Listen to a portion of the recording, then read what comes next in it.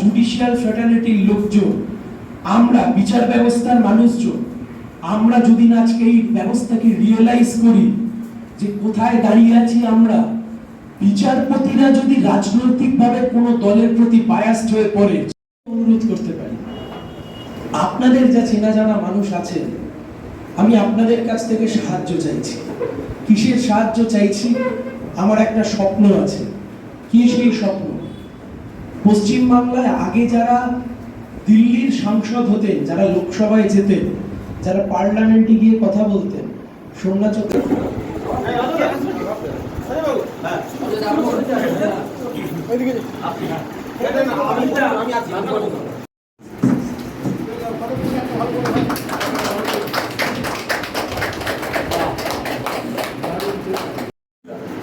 এটা আমরা ফেস করছি।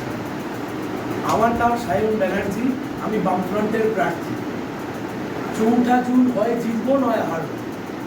4 জুন যদি জিতি তাহলে সাংসদ তহবিলের টাকা থেকে বানিয়ে দেব।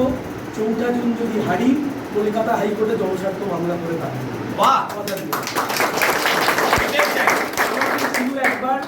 আমাকে শুধু একবার এবং সেটা অরাজনৈতিকভাবেই করবে।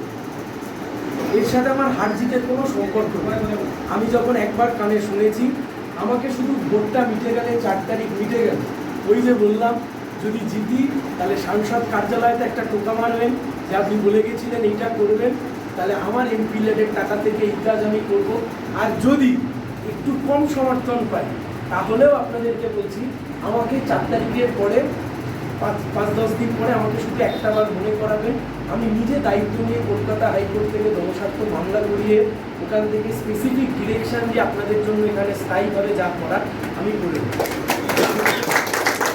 আমাদের পশ্চিমবঙ্গ ল ক্লাস অ্যাসোসিয়েশন, আমরা ওনাকে ওয়েলকাম জানিয়েছি এবং আমরা একটু বলে নিই যে পশ্চিমবঙ্গ ল ক্লাস অ্যাসোসিয়েশন সম্পূর্ণ অরাজনৈতিক সংগঠন।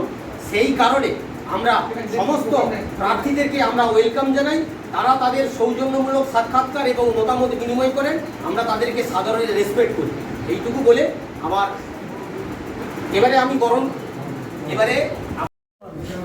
কিন্তু তারপরেও আমি বিশ্বাস করি যে সুপ্রিম কোর্ট যদি ওই সময়তে কেশবনন্দা ভারতী মামলাতে ওই ম্যান্ডেট না দিত, আজকে ভারতবর্ষ ভেঙে টুকরো টুকরো হয়ে খান খান হয়ে যেত।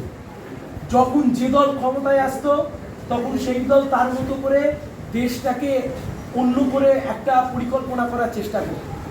সেই কারণে বিচার ব্যবস্থা সেই সময়তে দাঁড়িয়ে শক্ত গলায় বলেছিল যে তুমি সংবিধানকে পাল্টাও, তুমি সংবিধানকে অ্যামেন্ডমেন্ট করো, কিন্তু তুমি সংবিধানের বেসিক স্ট্রাকচারকে অ্যামেন্ডমেন্ট করতে পারবে না। এইটা ছিল জুডিশিয়ারির ভয়েস, এইটা ছিল বিচার ব্যবস্থার ভয়েস।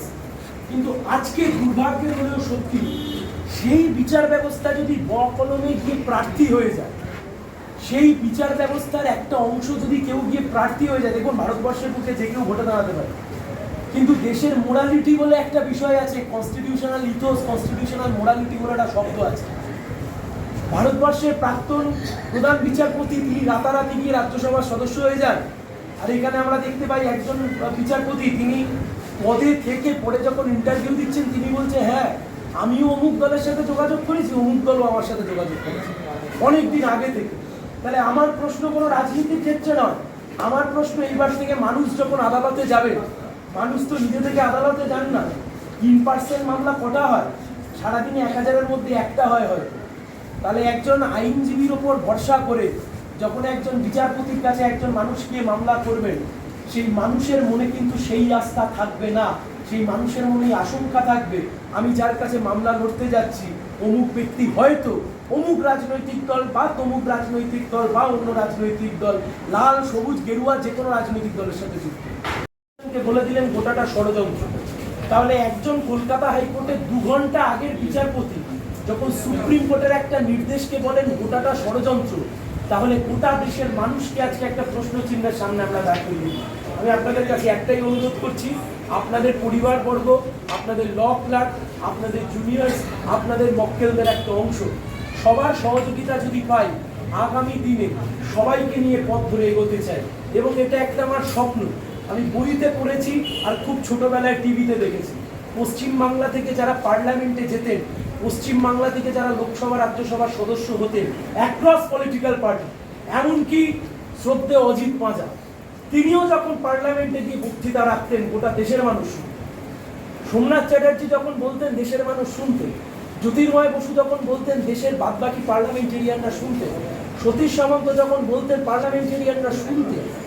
আজকের দিনের পার্লামেন্টেরিয়ানরা যখন মুখ খোলেন, পেটে গুঁতো মারলেও সংবিধানের দন্তস্বও বেরোয় না, আইনের আও বেরোয় না, আর গোটা আইনসভাটা আজকে এমন জায়গায় গিয়ে পরিচালিত হচ্ছে, ওই যে কারণে আইপিসি সিআরপিসি এভিডেন্স উঠে গিয়ে আজকে সংহিতা যা এসছে, একের পর এক আইনের ফাঁক খুঁজে পাওয়া যাচ্ছে। তার কারণ কি?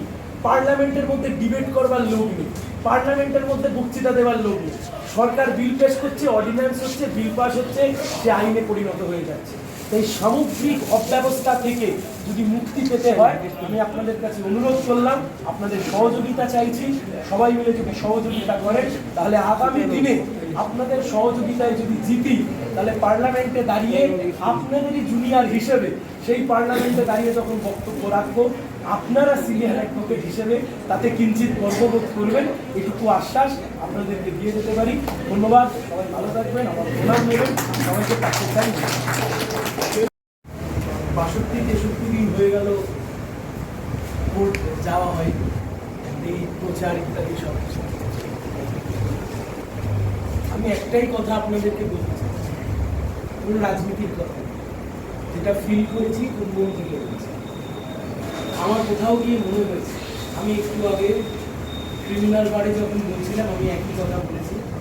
আপনারা এখানে রয়েছেন, সিনিয়র অ্যাডভোকেটসরা এখানে আপনারা রয়েছেন, আমি আপনাদের সামনেও বলছি, আজকে যে জায়গাতে গোটা পরিস্থিতিটা দাঁড়িয়ে গেল, আমার ব্যক্তিগতভাবে মনে হয়েছে যে বিচার ব্যবস্থার প্রতি মানুষের আস্থা ফেরানো, মানুষের আস্থাকে অর্জন করা, আমরা যারা একটু প্রগতিশীল মানুষ, কোনো রাজনৈতিক দলের কথা বলছি, আমরা যারা আইনজীবীরা সত্যি সত্যি সংবিধানের প্রতি দায়বদ্ধশীল এবং বিচার ব্যবস্থার প্রতি দায়বদ্ধশীল।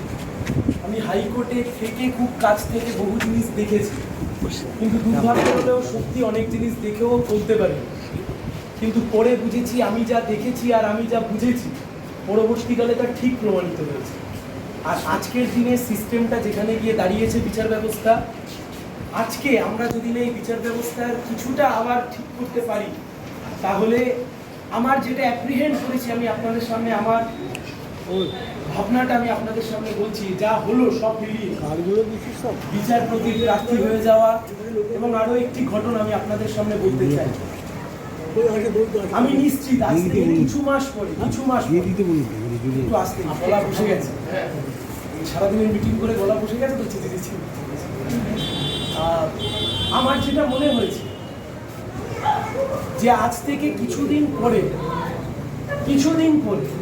এবং এটা হাইকোর্ট থেকেই শুরু হয়, যখন কোনো মামলা হতে পারে, কোনো পলিটিক্যাল মামলা অথবা হতে পারে কোনো নন পলিটিক্যাল মামলা, কোনো রাজনৈতিক ব্যক্তিত্ব অথবা কোনো রাজনীতির সাথে থাকা জুড়ে থাকা কোনো মানুষ যদি সে মামলা করেন অথবা সাধারণ কোনো মানুষ, এমন একটা বার্তা সমাজে গেল সব মিলিয়ে, রায় যদি আমার বিপক্ষে আসে, আমি কিন্তু এবার কলকাতা হাইকোর্টে, আমি বলতে আমি আইনজীবীদের কথা বলছি এবং আমি নিশ্চিত কোনো না কোনো আইনজীবী গিয়ে বিচারপতির দিকে আঙুল তুলে বলবেন আপনি তো অমুক দলের সাথে,